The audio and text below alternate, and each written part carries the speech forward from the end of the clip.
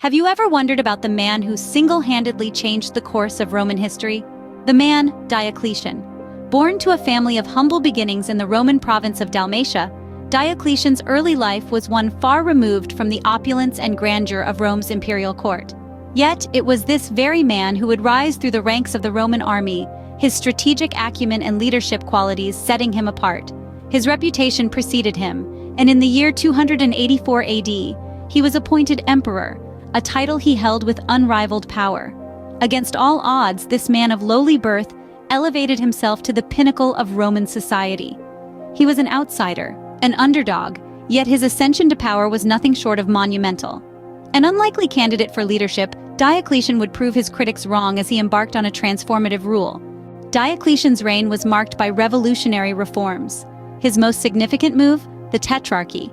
When we talk about the Tetrarchy, we're referring to a power-sharing system that Diocletian established to bring stability to the vast Roman Empire. And vast it was, stretching from the British Isles to North Africa and from Spain to Syria. So what did Diocletian do? He divided the empire into two halves, the Eastern Empire and the Western Empire. But he didn't stop there. Each half was given its own emperor, or Augustus. These two emperors then appointed a junior emperor, or Caesar, under them. This system of dual emperors and junior emperors was the Tetrarchy. The benefits of this system were clear. It made the empire more manageable. Decisions could be made more quickly and efficiently. It also allowed for better defense capabilities. With an emperor in each half, threats could be responded to more rapidly. But Diocletian wasn't done reforming. He also turned his attention to the economy. The Edict on Maximum Prices was one of his major economic reforms. This was a price control measure aimed at curbing inflation. It set maximum prices for goods and services throughout the empire. He also overhauled the coinage system. The debasement of the Roman currency had led to rampant inflation. Diocletian introduced a new gold coin, the aureus, and a new silver coin, the argenteus. These efforts were aimed at stabilizing the economy and restoring confidence in the Roman currency. Diocletian's reforms were not without controversy. Some saw the Tetrarchy as a dilution of power. Others saw the Edict on Maximum Prices as an overreach of imperial authority. But there's no doubt that these reforms had a profound impact. Diocletian's reign was a time of change, of innovation, of rethinking what the Roman Empire could be. His reforms were radical, and they forever altered the landscape of the Roman Empire. So, did Diocletian's rule reshape Rome's destiny? Absolutely.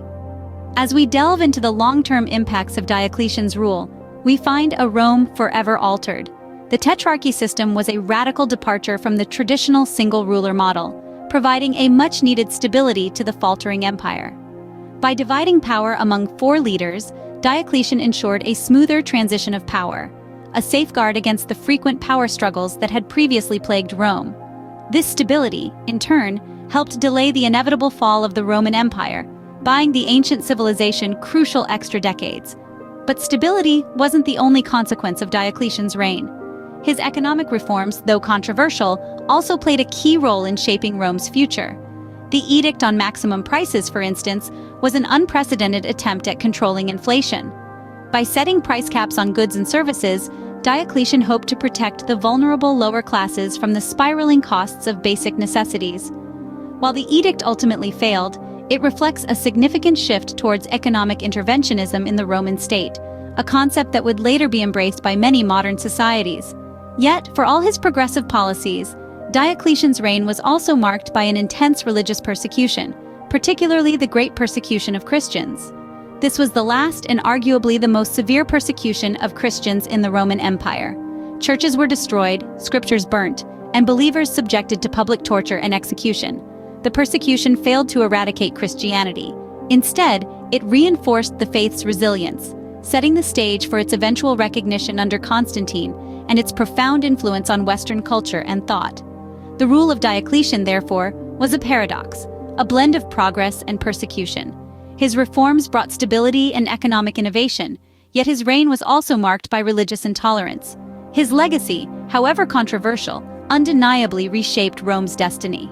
Diocletian's impact on Rome was profound, his reign marked by both progress and persecution. His legacy, however controversial, undeniably reshaped Rome's destiny.